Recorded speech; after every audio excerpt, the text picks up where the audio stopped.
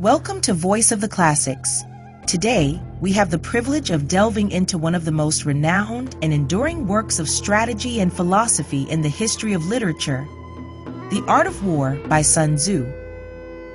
Written in the 5th century BC, this ancient Chinese military treatise has stood the test of time, remaining relevant and insightful over 2 millennia after its creation. Sun Tzu, a legendary general, strategist, and philosopher, compiled these 13 chapters of concise, practical advice to help military leaders succeed in warfare. However, the brilliance of the art of war lies in its universal wisdom that extends far beyond the battlefield. Its principles, which emphasize adaptability, the importance of preparation, and the use of intelligence over brute force, have been applied not only to military tactics, but also to business, politics, sports, and even personal relationships. From corporate boardrooms to classrooms, from political campaigns to personal development seminars, the teachings of Sun Tzu continue to inspire and guide. The strategic insight found in these pages has influenced some of history's greatest leaders, such as Napoleon, Mao Zedong, and even modern-day CEOs and entrepreneurs. Its core message of achieving victory without unnecessary conflict resonates as deeply today as it did over 2,000 years ago. As you listen, consider how these ancient strategies might apply to your own life. Whether you're facing a business negotiation, a personal challenge, or any form of competition, the wisdom of Sun Tzu offers valuable lessons. Each chapter brings new insights, exploring themes like the importance of understanding both your enemy and yourself, the role of deception, and the significance of timing and positioning. So prepare yourself to enter the world of ancient Chinese wisdom, where strategy meets philosophy. Let us begin The Art of War by Sun Tzu, a timeless guide to mastering the art of strategic thinking.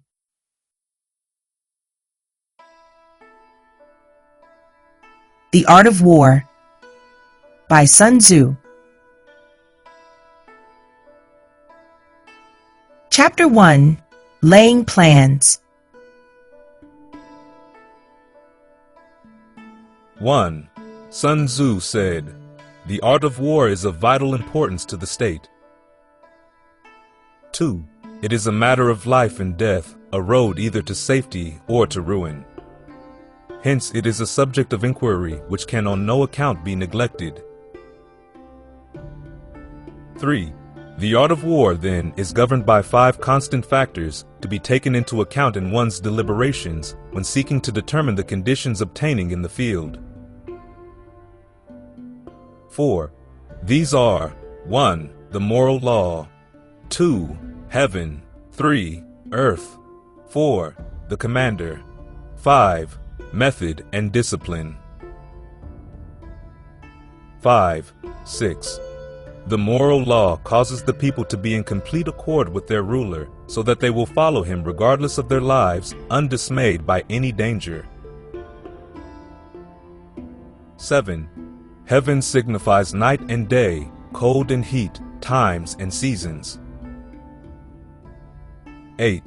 Earth comprises distances, great and small, danger and security, open ground and narrow passes, the chances of life and death.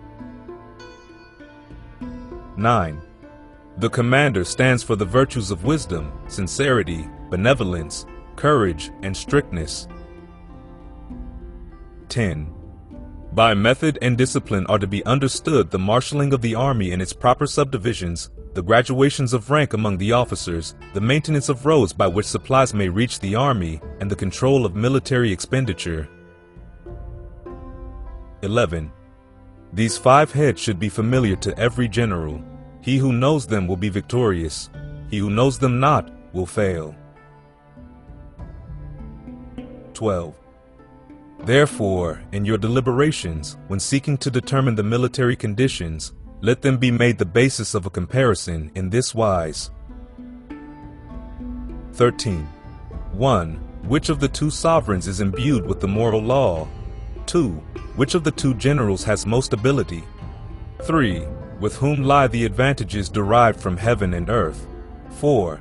On which side is discipline most rigorously enforced? 5. Which army is stronger? 6. On which side are officers and men more highly trained? 7. In which army is there the greater constancy both in reward and punishment? 14. By means of these 7 considerations, I can forecast victory or defeat. 15. The general that hearkens to my counsel and acts upon it will conquer. Let such a one be retained in command. The general that hearkens not to my counsel nor acts upon it will suffer defeat. Let such a one be dismissed. 16. While heeding the profit of my counsel, avail yourself also of any helpful circumstances over and beyond the ordinary rules. 17. According as circumstances are favorable, one should modify one's plans. 18. All warfare is based on deception. 19. Hence, when able to attack, we must seem unable. When using our forces, we must seem inactive. When we are near, we must make the enemy believe we are far away. When far away, we must make him believe we are near. 20. Hold out baits to entice the enemy. Feign disorder and crush him. 21. If he is secure at all points, be prepared for him. If he is in superior strength, evade him. 22. If your opponent is of choleric temper, seek to irritate him. Pretend to be weak, that he may grow arrogant. 23. If he is taking his ease, give him no rest. If his forces are united, separate them. 24. Attack him where he is unprepared. Appear where you are not expected. 25. These military devices leading to victory must not be divulged beforehand. 26. Now the general who wins a battle makes many calculations in his temple ere the battle is fought. The general who loses a battle makes but few calculations beforehand. Thus do many calculations lead to victory and few calculations to defeat. How much more no calculation at all? It is by attention to this point that I can foresee who is likely to win or lose.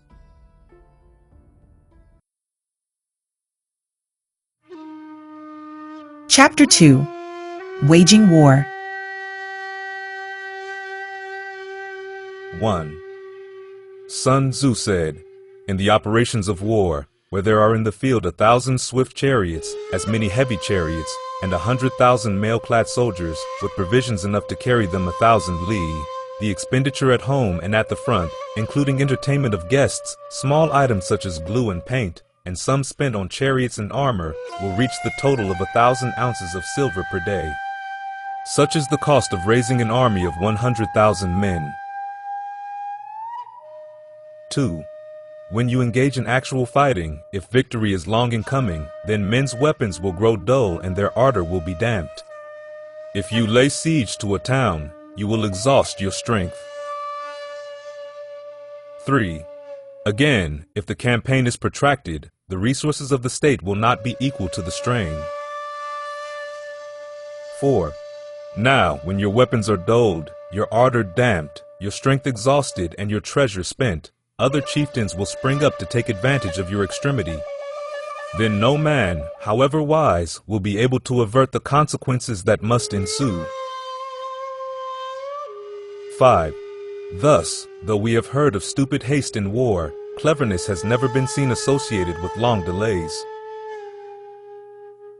6. There is no instance of a country having benefited from prolonged warfare. 7.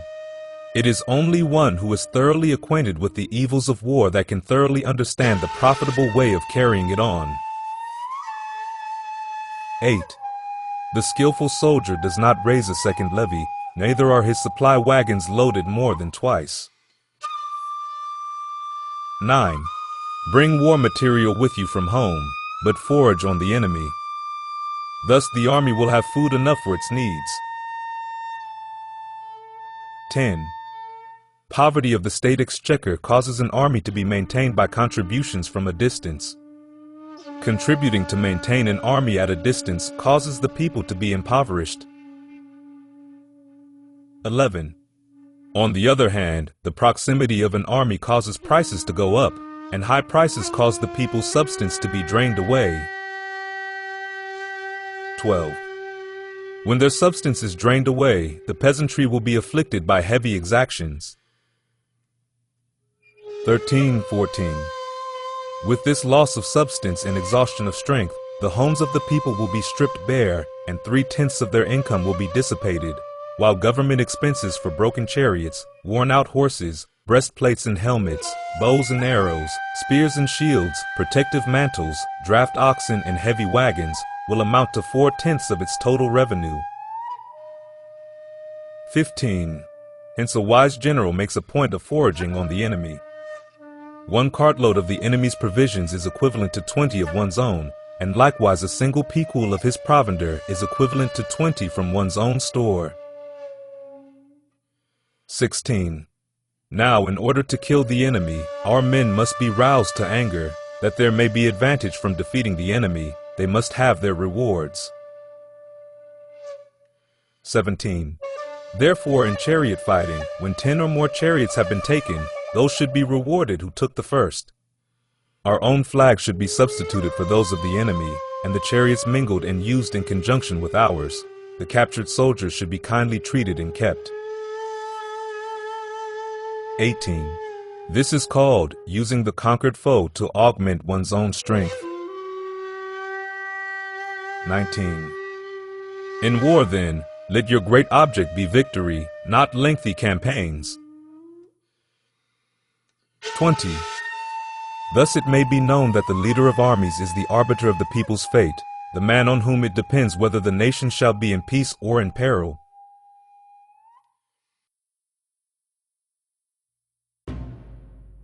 Chapter 3. Attack by Stratagem. 1. Sun Tzu said, "In the practical art of war, the best thing of all is to take the enemy's country whole and intact. To shatter and destroy it is not so good. So too, it is better to recapture an army entire than to destroy it, to capture a regiment, a detachment, or a company entire than to destroy them." 2. Hence to fight and conquer in all your battles is not supreme excellence. Supreme excellence consists in breaking the enemy's resistance without fighting. 3. Thus, the highest form of generalship is to balk the enemy's plans. The next best is to prevent the junction of the enemy's forces. The next in order is to attack the enemy's army in the field. And the worst policy of all is to besiege walled cities. 4. The rule is not to besiege walled cities if it can possibly be avoided. The preparation of mantlets, movable shelters, and various implements of war will take up 3 whole months, and the piling up of mounds over against the walls will take 3 months more. 5. The general, unable to control his irritation, will launch his men to the assault like swarming ants, with the result that 1/3 of his men are slain, while the town still remains untaken. Such are the disastrous effects of a siege. 6. Therefore, the skillful leader subdues the enemy's troops without any fighting. He captures their cities without laying siege to them. He overthrows their kingdom without lengthy operations in the field. 7. With his forces intact, he will dispute the mastery of the empire, and thus, without losing a man, his triumph will be complete. This is the method of attacking by stratagem. 8. It is the rule in war, if our forces are 10 to the enemy's 1, to surround him, if 5 to 1, to attack him, if twice as numerous, to divide our army into 2. 9. If equally matched, we can offer battle. If slightly inferior in numbers, we can avoid the enemy. If quite unequal in every way, we can flee from him. 10. Hence, though an obstinate fight may be made by a small force, in the end it must be captured by the larger force. 11. Now the general is the bulwark of the state. If the bulwark is complete at all points, the state will be strong. If the bulwark is defective, the state will be weak. 12. There are 3 ways in which a ruler can bring misfortune upon his army. 13. 1. By commanding the army to advance or to retreat, being ignorant of the fact that it cannot obey. This is called hobbling the army. 14. 2. By attempting to govern an army in the same way as he administers a kingdom, being ignorant of the conditions which obtain in an army. This causes restlessness in the soldiers' minds. 15. 3. By employing the officers of his army without discrimination, through ignorance of the military principle of adaptation to circumstances. This shakes the confidence of the soldiers. 16. But when the army is restless and distrustful, trouble is sure to come from the other feudal princes. This is simply bringing anarchy into the army and flinging victory away. 17. Thus we may know that there are 5 essentials for victory. 1. He will win who knows when to fight and when not to fight. 2. He will win who knows how to handle both superior and inferior forces. 3. He will win whose army is animated by the same spirit throughout all its ranks. 4. He will win who, prepared himself, waits to take the enemy unprepared. 5. He will win who has military capacity and is not interfered with by the sovereign. 18. Hence the saying, if you know the enemy and know yourself, you need not fear the result of 100 battles. If you know yourself but not the enemy, for every victory gained, you will also suffer a defeat. If you know neither the enemy nor yourself, you will succumb in every battle.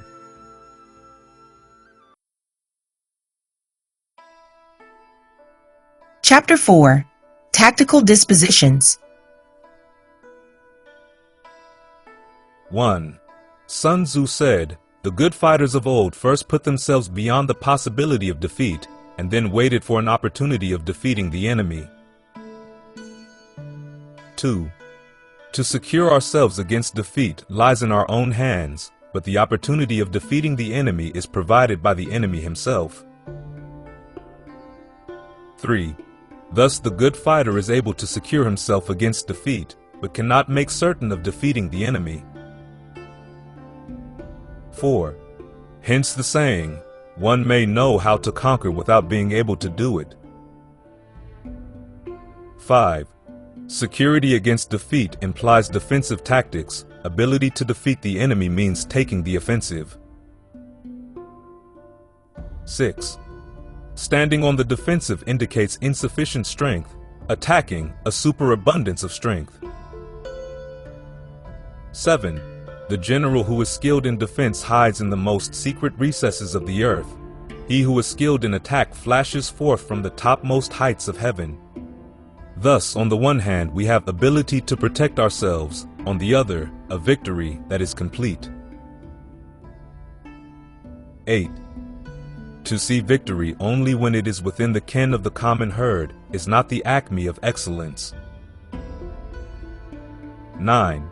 Neither is it the acme of excellence if you fight and conquer and the whole empire says, well done. To lift an autumn hair is no sign of great strength. To see the sun and moon is no sign of sharp sight. To hear the noise of thunder is no sign of a quick ear. 11. What the ancients called a clever fighter is one who not only wins, but excels in winning with ease. 12. Hence his victories bring him neither reputation for wisdom, nor credit for courage. 13. He wins his battles by making no mistakes. Making no mistakes is what establishes the certainty of victory, for it means conquering an enemy that is already defeated. 14. Hence, the skillful fighter puts himself into a position which makes defeat impossible and does not miss the moment for defeating the enemy. 15.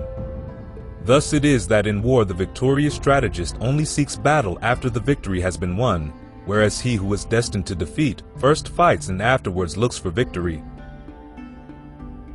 16. The consummate leader cultivates the moral law and strictly adheres to method and discipline, thus it is in his power to control success. 17. In respect of military method, we have, firstly, measurement, secondly, estimation of quantity, thirdly, calculation, fourthly, balancing of chances, fifthly, victory. 18. Measurement owes its existence to earth, estimation of quantity to measurement, calculation to estimation of quantity, balancing of chances to calculation, and victory to balancing of chances. 19. A victorious army opposed to a routed one is as a pound's weight placed in the scale against a single grain. 20.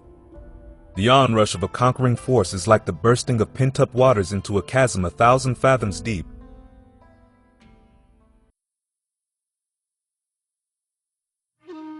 Chapter 5. Energy. 1.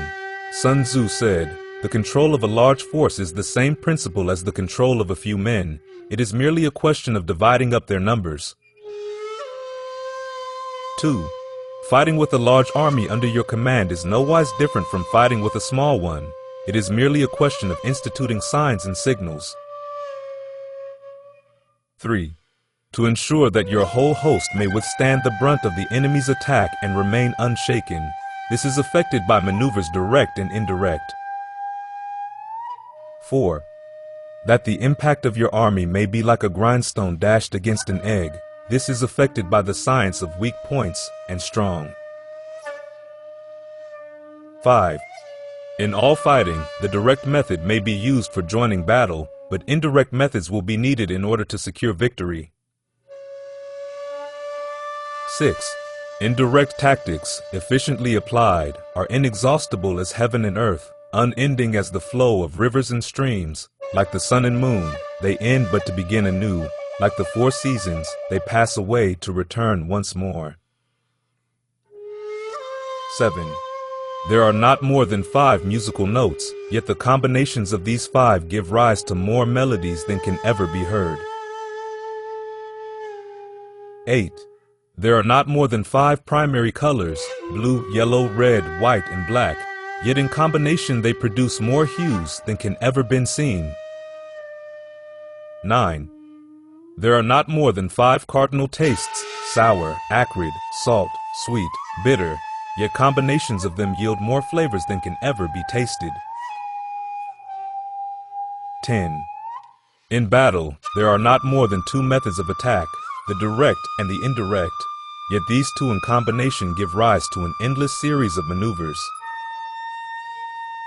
11. The direct and the indirect lead on to each other in turn. It is like moving in a circle. You never come to an end. Who can exhaust the possibilities of their combination? 12. The onset of troops is like the rush of a torrent which will even roll stones along in its course. 13. The quality of decision is like the well-timed swoop of a falcon which enables it to strike and destroy its victim. 14. Therefore, the good fighter will be terrible in his onset and prompt in his decision. 15. Energy may be likened to the bending of a crossbow, decision to the releasing of a trigger. 16. Amid the turmoil and tumult of battle, there may be seeming disorder and yet no real disorder at all. Amid confusion and chaos, your array may be without head or tail, yet it will be proof against defeat. 17. Simulated disorder postulates perfect discipline. Simulated fear postulates courage. Simulated weakness postulates strength. 18. Hiding order beneath the cloak of disorder is simply a question of subdivision. Concealing courage under a show of timidity presupposes a fund of latent energy. Masking strength with weakness is to be effected by tactical dispositions. 19. Thus one who is skillful at keeping the enemy on the move maintains deceitful appearances, according to which the enemy will act. He sacrifices something that the enemy may snatch at it. 20. By holding out baits, he keeps him on the march. Then with a body of picked men he lies in wait for him. 21. The clever combatant looks to the effect of combined energy and does not require too much from individuals. Hence his ability to pick out the right men and utilize combined energy. 22. When he utilizes combined energy, his fighting men become as it were like unto rolling logs or stones. For it is the nature of a log or stone to remain motionless on level ground, and to move when on a slope, if four-cornered, to come to a standstill, but if round-shaped, to go rolling down. 23. Thus the energy developed by good fighting men is as the momentum of a round stone rolled down a mountain thousands of feet in height. So much on the subject of energy.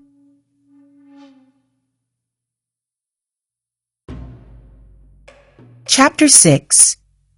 Weak Points and Strong. 1. Sun Tzu said, "Whoever is first in the field and awaits the coming of the enemy will be fresh for the fight. Whoever is second in the field and has to hasten to battle will arrive exhausted." 2. Therefore, the clever combatant imposes his will on the enemy, but does not allow the enemy's will to be imposed on him. 3. By holding out advantages to him, he can cause the enemy to approach of his own accord, or by inflicting damage, he can make it impossible for the enemy to draw near. 4. If the enemy is taking his ease, he can harass him. If well supplied with food, he can starve him out. If quietly encamped, he can force him to move. 5. Appear at points which the enemy must hasten to defend. March swiftly to places where you are not expected. 6. An army may march great distances without distress if it marches through country where the enemy is not. 7. You can be sure of succeeding in your attacks if you only attack places which are undefended. You can ensure the safety of your defense if you only hold positions that cannot be attacked. 8. Hence, that general is skillful in attack whose opponent does not know what to defend, and he is skillful in defense whose opponent does not know what to attack. 9. O divine art of subtlety and secrecy! Through you we learn to be invisible, through you inaudible, and hence we can hold the enemy's fate in our hands. 10. You may advance and be absolutely irresistible if you make for the enemy's weak points. You may retire and be safe from pursuit if your movements are more rapid than those of the enemy. 11. If we wish to fight, the enemy can be forced to an engagement even though he be sheltered behind a high rampart and a deep ditch. All we need do is attack some other place that he will be obliged to relieve. 12. If we do not wish to fight, we can prevent the enemy from engaging us even though the lines of our encampment be merely traced out on the ground. All we need do is to throw something odd and unaccountable in his way. 13. By discovering the enemy's dispositions and remaining invisible ourselves, we can keep our forces concentrated, while the enemy's must be divided. 14. We can form a single united body, while the enemy must split up into fractions. Hence, there will be a whole pitted against separate parts of a whole, which means that we shall be many to the enemy's few. 15. And if we are able thus to attack an inferior force with a superior one, our opponents will be in dire straits. 16. The spot where we intend to fight must not be made known, for then the enemy will have to prepare against a possible attack at several different points, and his forces being thus distributed in many directions, the numbers we shall have to face at any given point will be proportionately few. Nor should the enemy strengthen his van, he will weaken his rear. Should he strengthen his rear, he will weaken his van. Should he strengthen his left, he will weaken his right. Should he strengthen his right, he will weaken his left. If he sends reinforcements everywhere, he will everywhere be weak. 18. Numerical weakness comes from having to prepare against possible attacks. Numerical strength from compelling our adversary to make these preparations against us. 19. Knowing the place and the time of the coming battle, we may concentrate from the greatest distances in order to fight. 20. But if neither time nor place be known, then the left wing will be impotent to succor the right equally impotent to succor the left, the van unable to relieve the rear, or the rear to support the van. How much more so if the furthest portions of the army are anything under 100 li apart, and even the nearest are separated by several li. 21. Though according to my estimate the soldiers of UA exceed our own in number, that shall advantage them nothing in the matter of victory. I say then that victory can be achieved. 22.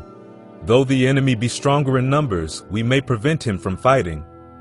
Scheme so as to discover his plans and the likelihood of their success. 23. Rouse him and learn the principle of his activity or inactivity. Force him to reveal himself so as to find out his vulnerable spots. 24. Carefully compare the opposing army with your own so that you may know where strength is superabundant and where it is deficient. 25. In making tactical dispositions, the highest pitch you can attain is to conceal them. Conceal your dispositions, and you will be safe from the prying of the subtlest spies, from the machinations of the wisest brains. 26. How victory may be produced for them out of the enemy's own tactics, that is what the multitude cannot comprehend. 27. All men can see the tactics whereby I conquer, but what none can see is the strategy out of which victory is evolved. 28. Do not repeat the tactics which have gained you one victory, but let your methods be regulated by the infinite variety of circumstances. 29. Military tactics are like unto water, for water in its natural course runs away from high places and hastens downwards. 30. So in war, the way is to avoid what is strong and to strike at what is weak. 31. Water shapes its course according to the nature of the ground over which it flows. The soldier works out his victory in relation to the foe whom he is facing. 32. Therefore, just as water retains no constant shape, so in warfare there are no constant conditions. 33. He who can modify his tactics in relation to his opponent and thereby succeed in winning may be called a heaven-born captain. 34. The five elements, water, fire, wood, metal, earth, are not always equally predominant. The four seasons make way for each other in turn. There are short days and long. The moon has its periods of waning and waxing.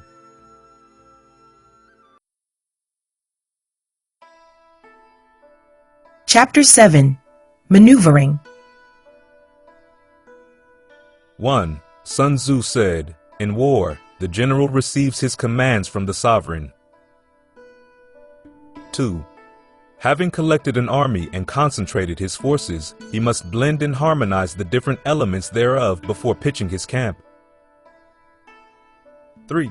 After that comes tactical maneuvering, in which there is nothing more difficult. The difficulty of tactical maneuvering consists in turning the devious into the direct and misfortune into gain. 4. Thus, to take a long and circuitous route after enticing the enemy out of the way, and though starting after him, to contrive to reach the goal before him, shows knowledge of the artifice of deviation. 5. Maneuvering with an army is advantageous, with an undisciplined multitude, most dangerous. 6. If you set a fully equipped army in march in order to snatch an advantage, the chances are that you will be too late. On the other hand, to detach a flying column for the purpose involves the sacrifice of its baggage and stores. 7. Thus, if you order your men to roll up their buff coats and make forced marches without halting day or night, covering double the usual distance at a stretch, doing 100 li in order to wrest an advantage, the leaders of all your 3 divisions will fall into the hands of the enemy. 8. The stronger men will be in front, the jaded ones will fall behind, and on this plan only 1/10 of your army will reach its destination. 9. If you march 50 li in order to outmaneuver the enemy, you will lose the leader of your first division, and only half your force will reach the goal. 10. If you march 30 li with the same object, 2/3 of your army will arrive. 11. We may take it then that an army without its baggage train is lost. Without provisions, it is lost. Without bases of supply, it is lost. 12. We cannot enter into alliances until we are acquainted with the designs of our neighbors.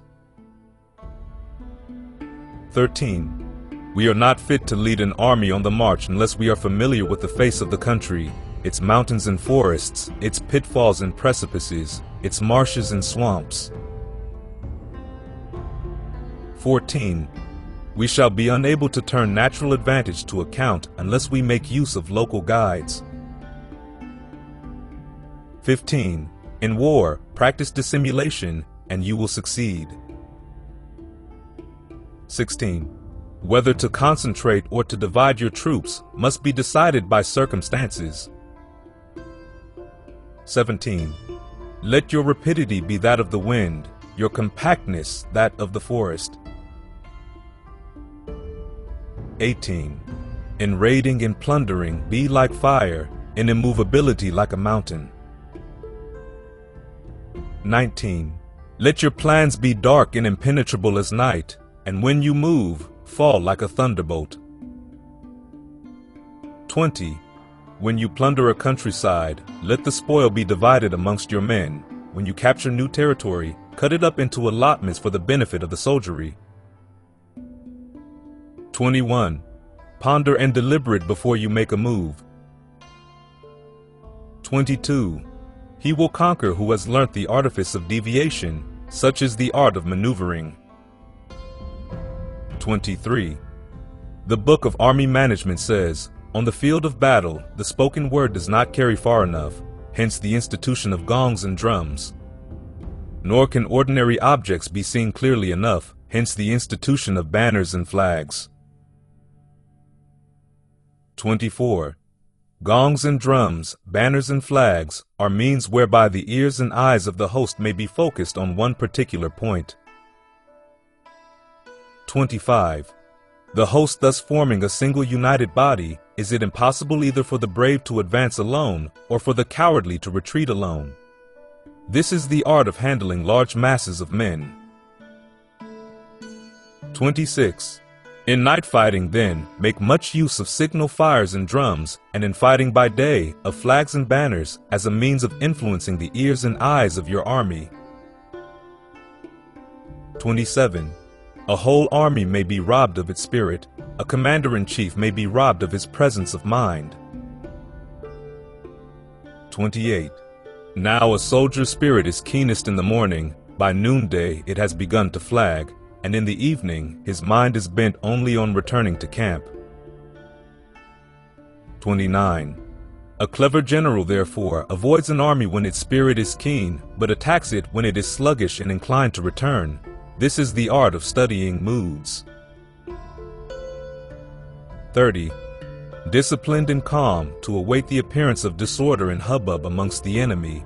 This is the art of retaining self-possession. 31. To be near the goal while the enemy is still far from it. To wait at ease while the enemy is toiling and struggling. To be well fed while the enemy is famished. This is the art of husbanding one's strength. 32. To refrain from intercepting an enemy whose banners are in perfect order. To refrain from attacking an army drawn up in calm and confident array. This is the art of studying circumstances. 33. It is a military axiom not to advance uphill against the enemy, nor to oppose him when he comes downhill. 34. Do not pursue an enemy who simulates flight. Do not attack soldiers whose temper is keen. 35. Do not swallow bait offered by the enemy. Do not interfere with an army that is returning home. 36. When you surround an army, leave an outlet free. Do not press a desperate foe too hard. 37. Such is the art of warfare.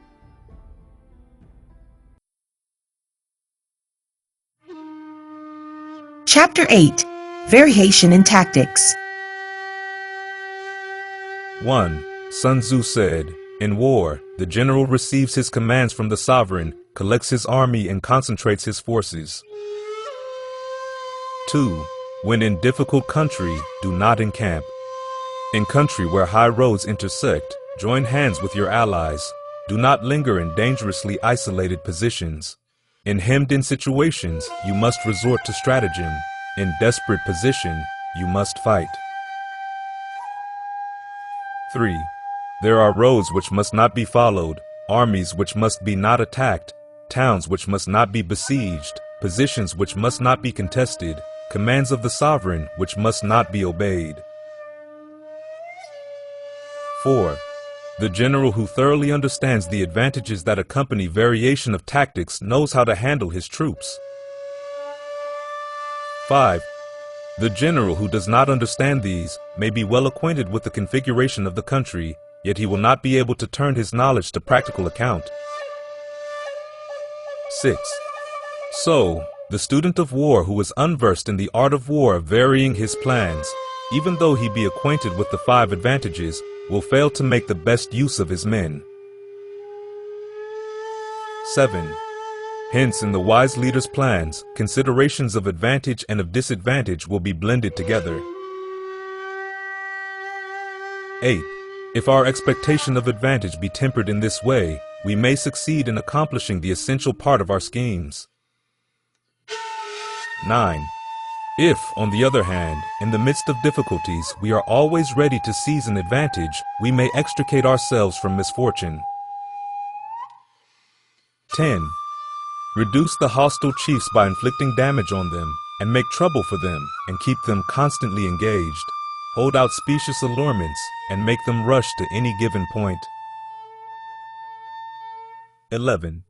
The art of war teaches us to rely not on the likelihood of the enemy's not coming, but on our own readiness to receive him, not on the chance of his not attacking, but rather on the fact that we have made our position unassailable. 12. There are 5 dangerous faults which may affect a general. 1. Recklessness, which leads to destruction. 2. Cowardice, which leads to capture. 3. A hasty temper, which can be provoked by insults. 4. A delicacy of honor which is sensitive to shame. 5. Over-solicitude for his men, which exposes him to worry and trouble. 13. These are the 5 besetting sins of a general, ruinous to the conduct of war. 14. When an army is overthrown and its leader slain, the cause will surely be found among these 5 dangerous faults. Let them be a subject of meditation.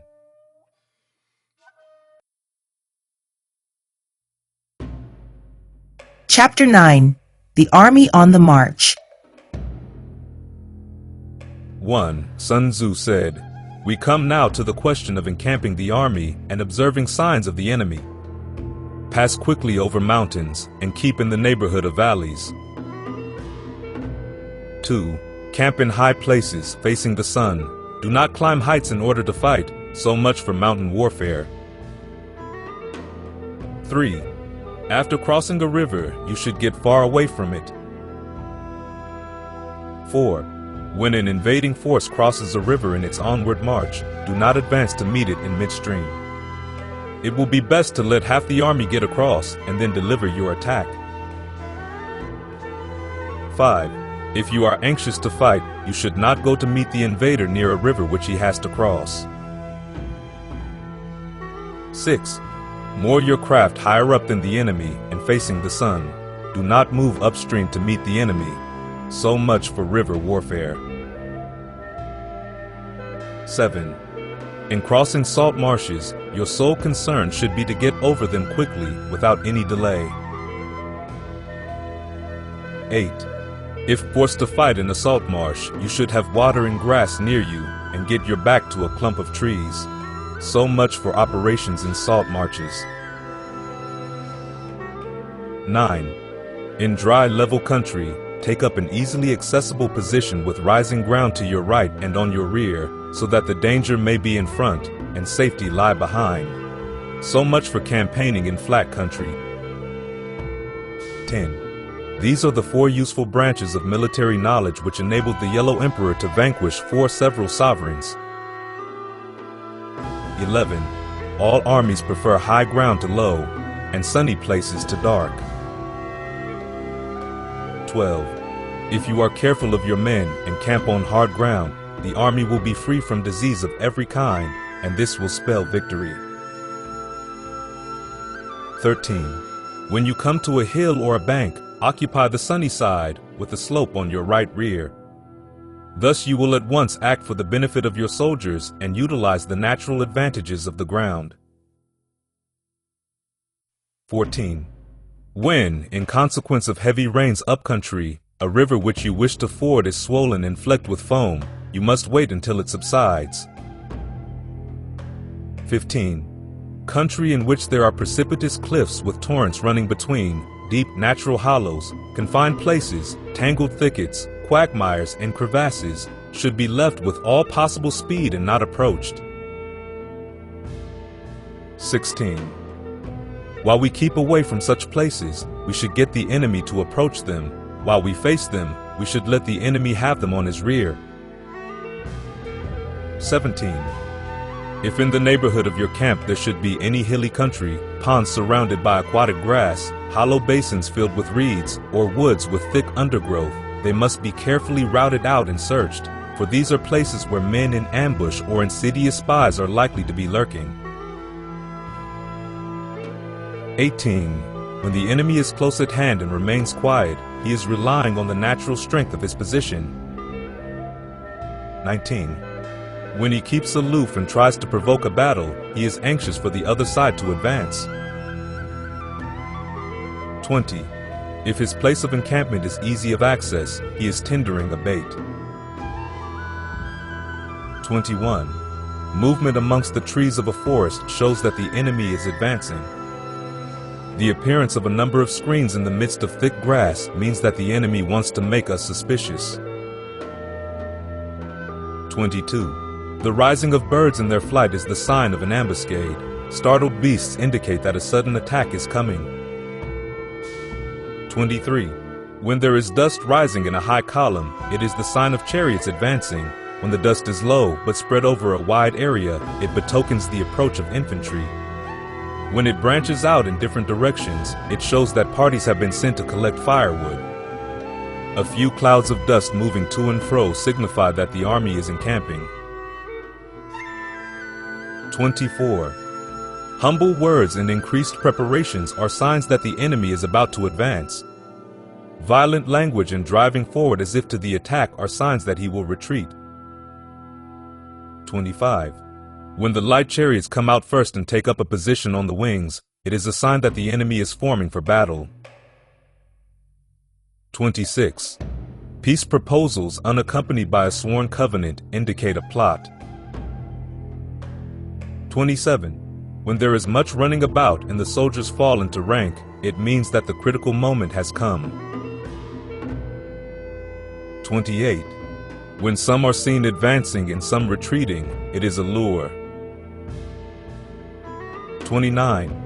When the soldiers stand leaning on their spears, they are faint from want of food.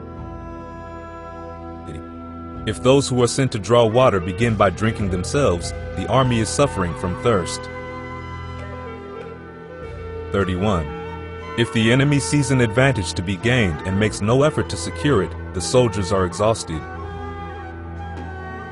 32. If birds gather on any spot, it is unoccupied. Clamor by night betokens nervousness. 33. If there is disturbance in the camp, the general's authority is weak. If the banners and flags are shifted about, sedition is afoot. If the officers are angry, it means that the men are weary. 34. When an army feeds its horses with grain and kills its cattle for food, and when the men do not hang their cooking pots over the campfires, showing that they will not return to their tents, you may know that they are determined to fight to the death. 35. The sight of men whispering together in small knots or speaking in subdued tones points to disaffection amongst the rank and file. 36. Too frequent rewards signify that the enemy is at the end of his resources. Too many punishments betray a condition of dire distress. 37. To begin by bluster, but afterwards to take fright at the enemy's numbers, shows a supreme lack of intelligence. 38. When envoys are sent with compliments in their mouths, it is a sign that the enemy wishes for a truce. 39. If the enemy's troops march up angrily and remain facing ours for a long time without either joining battle or taking themselves off again, the situation is one that demands great vigilance and circumspection. 40. If our troops are no more in number than the enemy, that is amply sufficient. It only means that no direct attack can be made. What we can do is simply to concentrate all our available strength, keep a close watch on the enemy, and obtain reinforcements. 41. He who exercises no forethought but makes light of his opponents is sure to be captured by them. 42. If soldiers are punished before they have grown attached to you, they will not prove submissive, and unless submissive, then will be practically useless. If, when the soldiers have become attached to you, punishments are not enforced, they will still be useless. 43. Therefore, soldiers must be treated in the first instance with humanity, but kept under control by means of iron discipline. This is a certain road to victory. 44. If in training soldiers commands are habitually enforced, the army will be well disciplined. If not, its discipline will be bad. 45. If a general shows confidence in his men but always insists on his orders being obeyed, the gain will be mutual.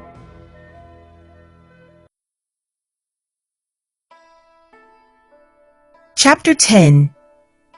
Terrain. 1. Sun Tzu said, "We may distinguish 6 kinds of terrain, to wit, 1. Accessible ground, 2. Entangling ground, 3. Temporizing ground, 4. Narrow passes, 5. Precipitous heights, 6. Positions at a great distance from the enemy. 2. Ground which can be freely traversed by both sides is called accessible. 3. With regard to ground of this nature, be before the enemy in occupying the raised and sunny spots, and carefully guard your line of supplies. Then you will be able to fight with advantage. 4. Ground which can be abandoned but is hard to reoccupy is called entangling. 5. From a position of this sort, if the enemy is unprepared, you may sally forth and defeat him. But if the enemy is prepared for your coming, and you fail to defeat him, then, return being impossible, disaster will ensue.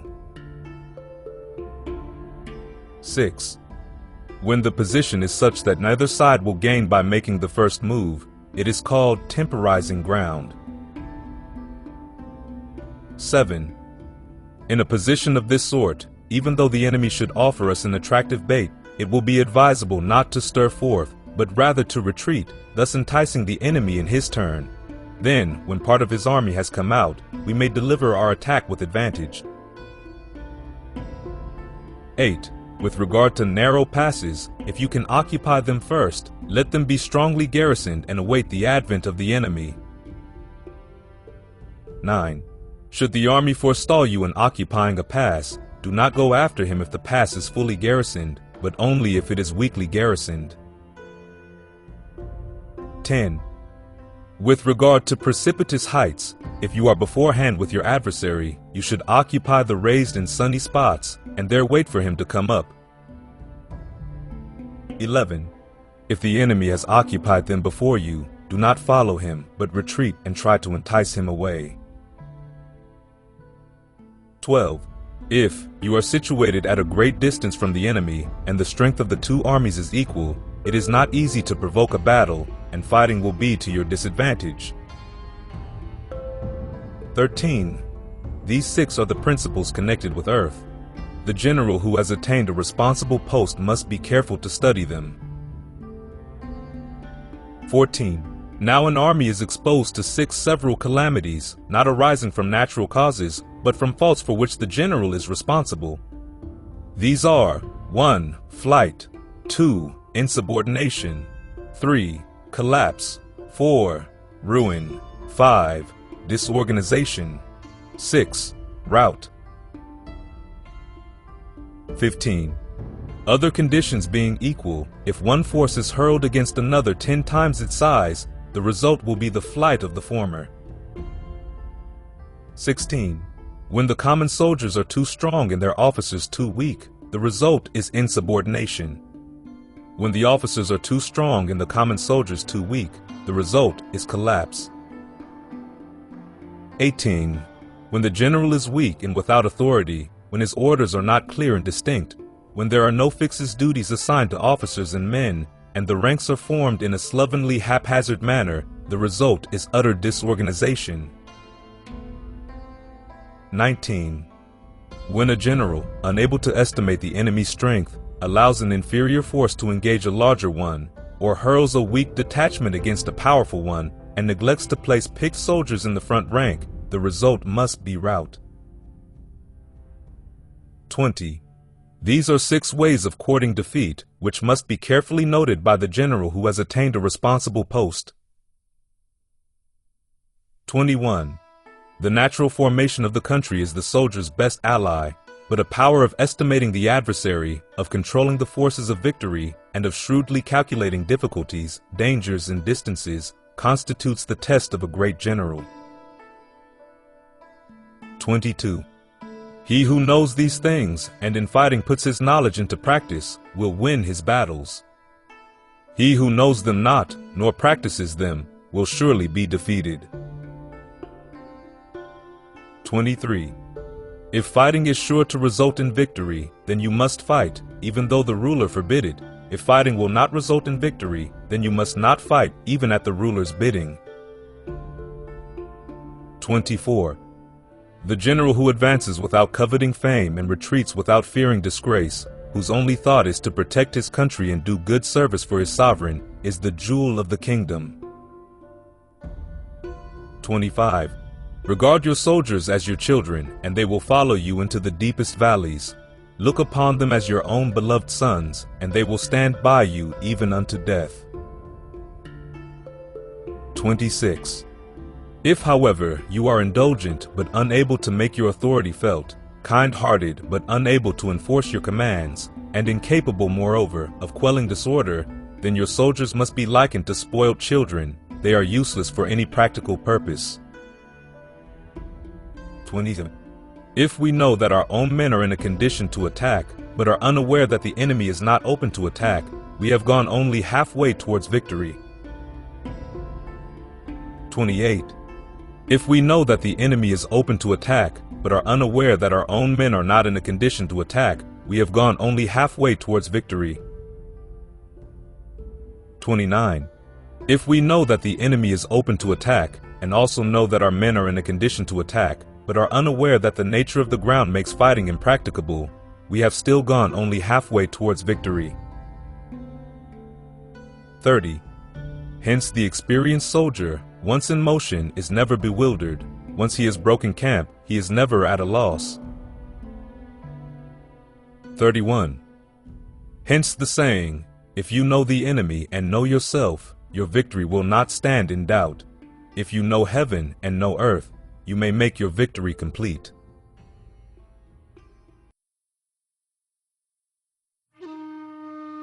Chapter 11.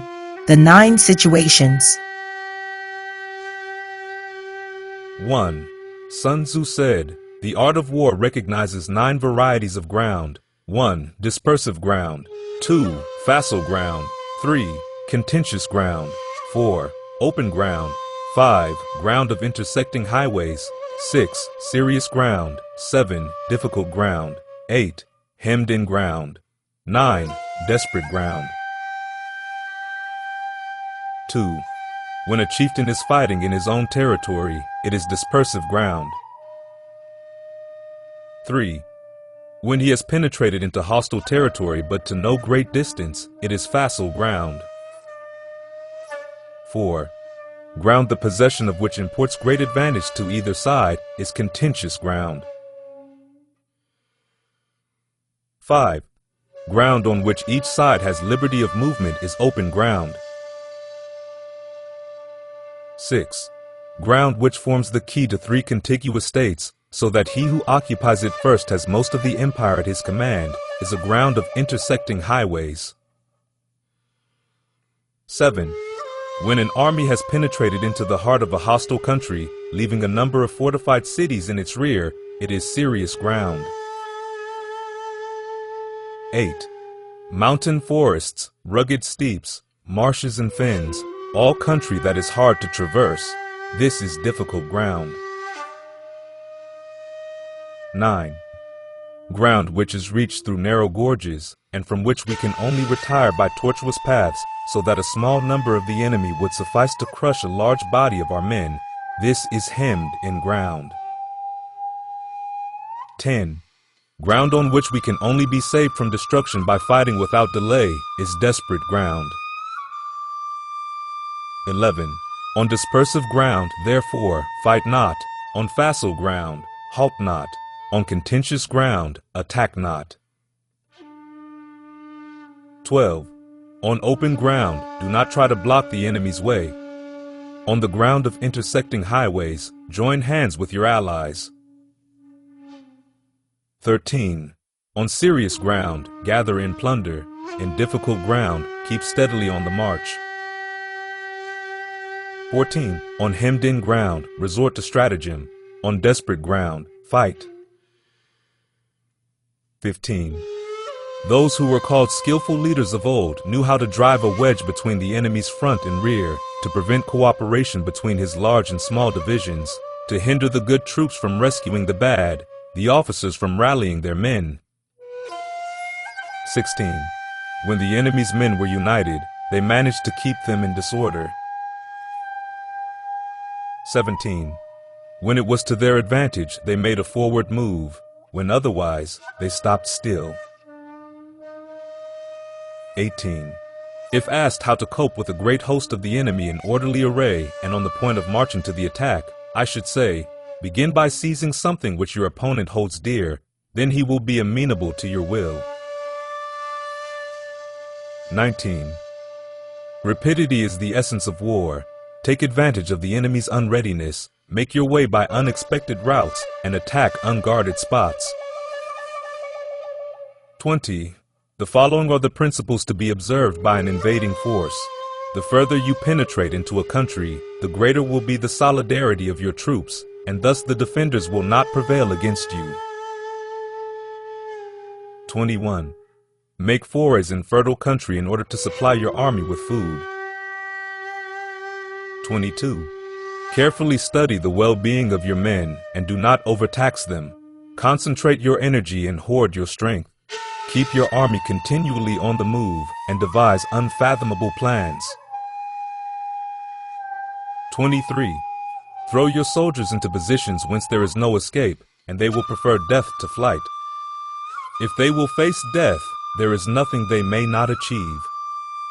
Officers and men alike will put forth their uttermost strength. 24. Soldiers, when in desperate straits, lose the sense of fear. If there is no place of refuge, they will stand firm. If they are in hostile country, they will show a stubborn front. If there is no help for it, they will fight hard. 25. Thus, without waiting to be marshaled, the soldiers will be constantly on the qui-vive. Without waiting to be asked, they will do your will. Without restrictions, they will be faithful. Without giving orders, they can be trusted. 26. Prohibit the taking of omens and do away with superstitious doubts. Then, until death itself comes, no calamity need be feared. 27. If our soldiers are not overburdened with money, it is not because they have a distaste for riches. If their lives are not unduly long, it is not because they are disinclined to longevity. 28. On the day they are ordered out to battle, your soldiers may weep, those sitting up bedewing their garments, and those lying down letting the tears run down their cheeks. But let them once be brought to bay, and they will display the courage of a Chu or a Kui. 29. The skillful tactician may be likened to the Shuai January. Now the Shuai Jan is a snake that is found in the Chang Mountains. Strike at its head, and you will be attacked by its tail.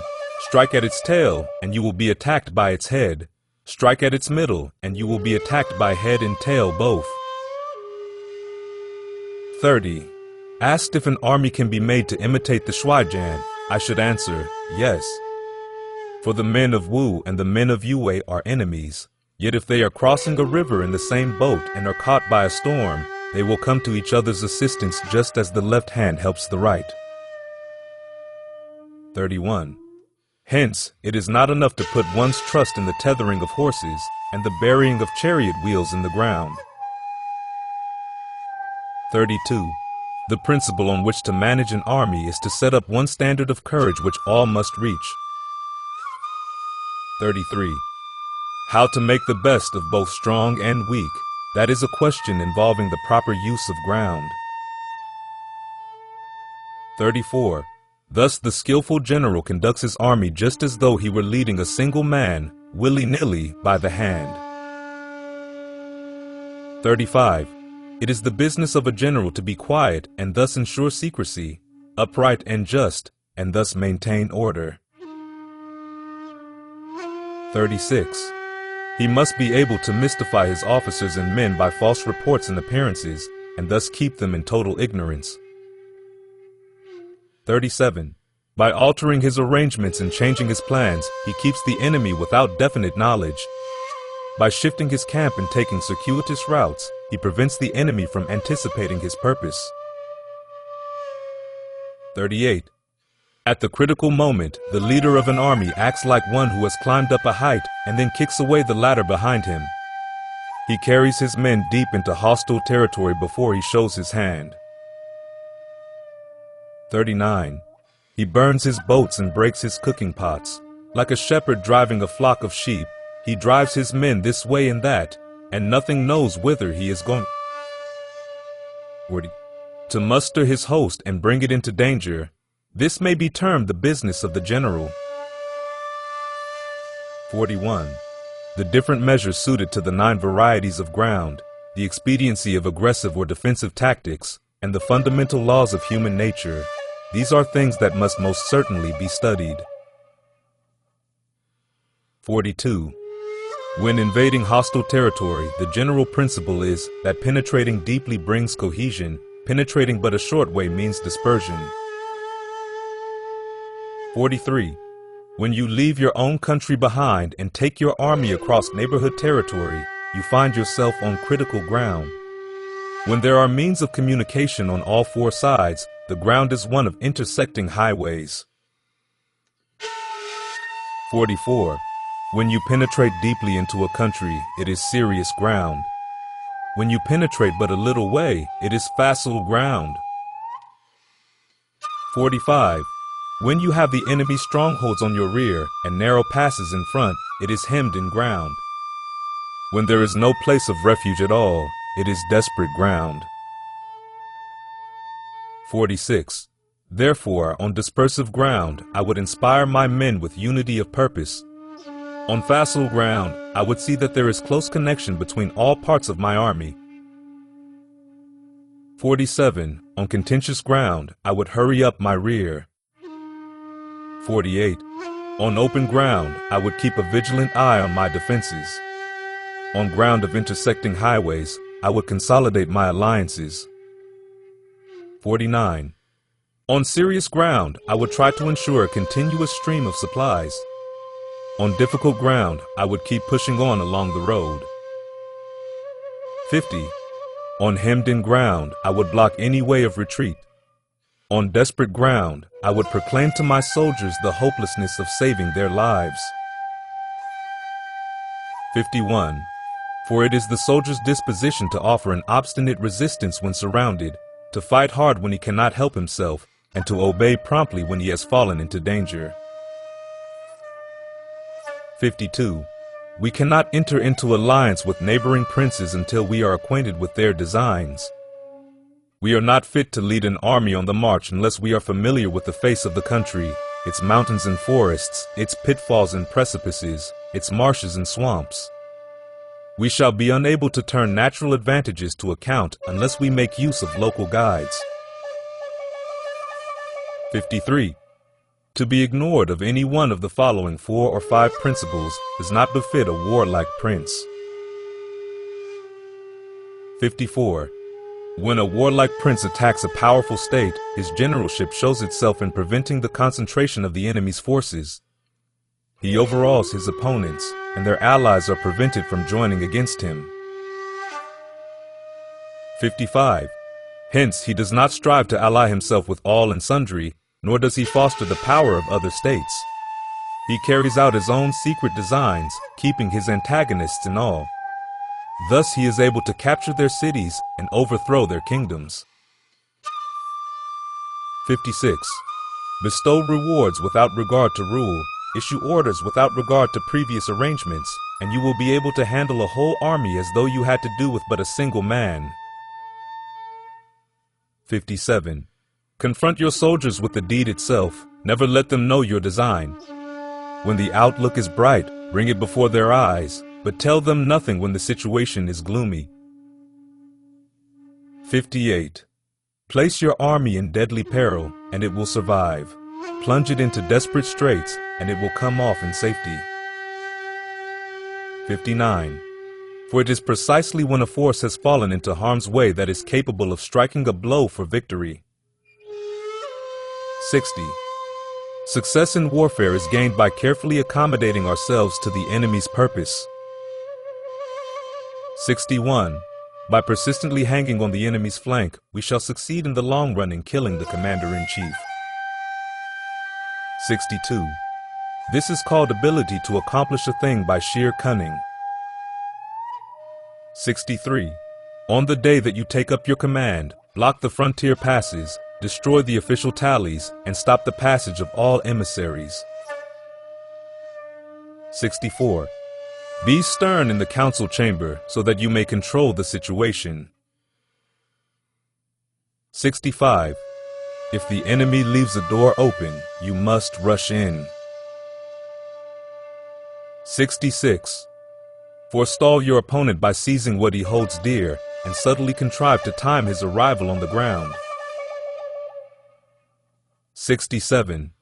Walk in the path defined by rule and accommodate yourself to the enemy until you can fight a decisive battle. 68. At first, then, exhibit the coyness of a maiden until the enemy gives you an opening. Afterwards, emulate the rapidity of a running hare, and it will be too late for the enemy to oppose you.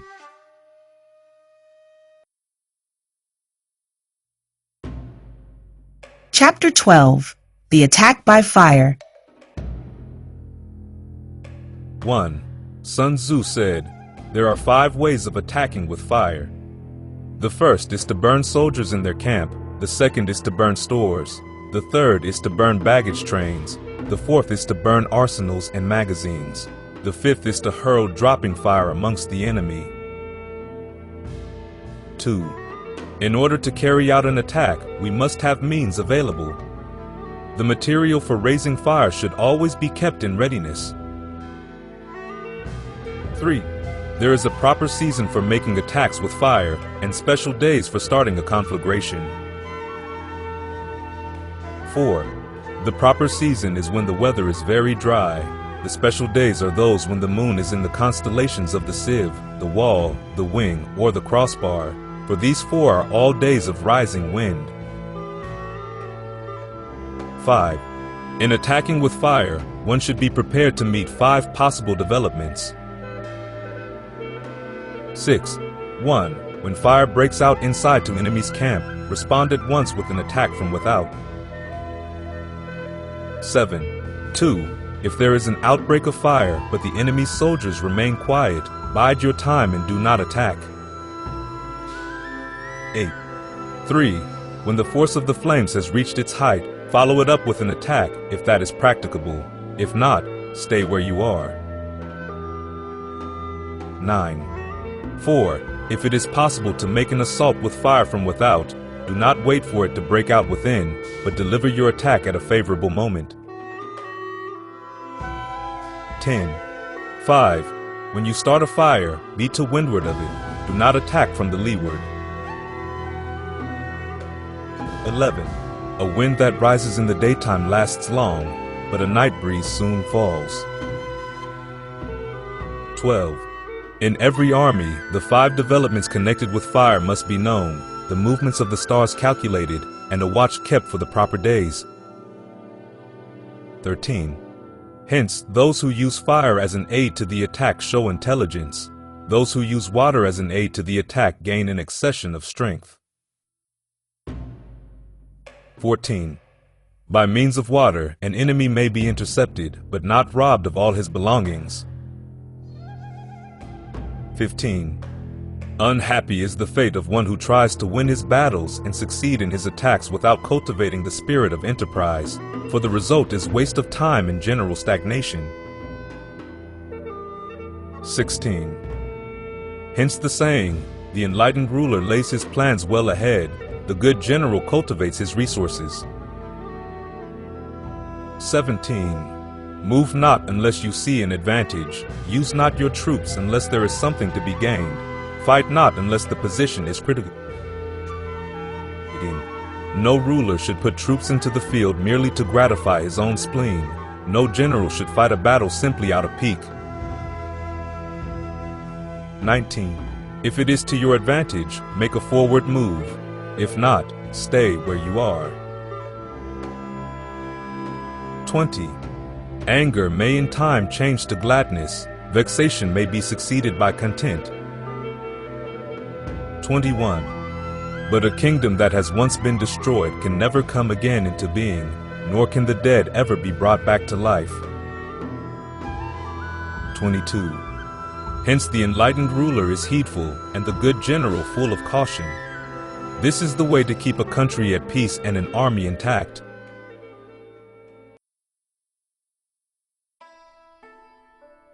Chapter 13. The Use of Spies. 1. Sun Tzu said, raising a host of 100,000 men and marching them great distances entails heavy loss on the people and a drain on the resources of the state. The daily expenditure will amount to 1,000 ounces of silver. There will be commotion at home and abroad, and men will drop down exhausted on the highways.